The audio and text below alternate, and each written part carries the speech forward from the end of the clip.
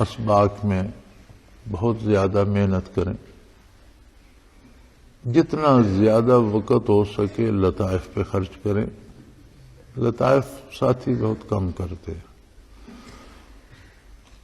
جو کچھ تھوڑے بہت کرتے ہیں پھر وہ مراقبات بہت کم کرتے ہیں۔ اور میں نے یہ دیکھا ہے، اتفاق ہوا ہے بعض اوقات ساتھیوں کو برزخ میں دیکھنے کا، تو وہاں ان کو وہ قوت پرواز نصیب نہیں ہوتی۔ ایک بات یاد رکھ لیں، بڑے سے بڑا عالم، بڑے سے بڑا نیک، بڑے سے بڑا بزرگ، شہید برزخ میں اپنے مقام پہ رہتا ہے، اپنے مقام کو چھوڑ کر کہیں آ جا نہیں سکتا، سوائے اس آدمی کے جس کی روح نے دنیا میں قوت پرواز حاصل کر لی ہو۔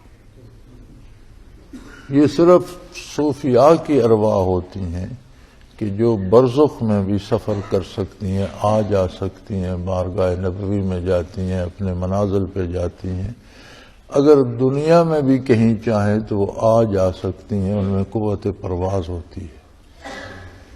تو میں نے اچھے بھلے ساتھیوں کو برزخ میں دیکھا ہے کہ ان میں وہ قوت پرواز نہیں جو ہونی چاہیے۔ اس کی وجہ صرف یہ ہے کہ زندگی میں مراقبات پہ وقت کم لگاتے ہیں، وہ قوت حاصل نہیں ہوتی۔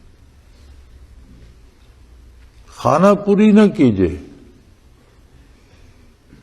لطائف کی بھی خانہ پوری نہ کیجیے کہ یہ بنیاد ہے، اور مراقبات پہ جتنا وقت ملے لگائیے، اس چیز نے ہی کام آنا ہے۔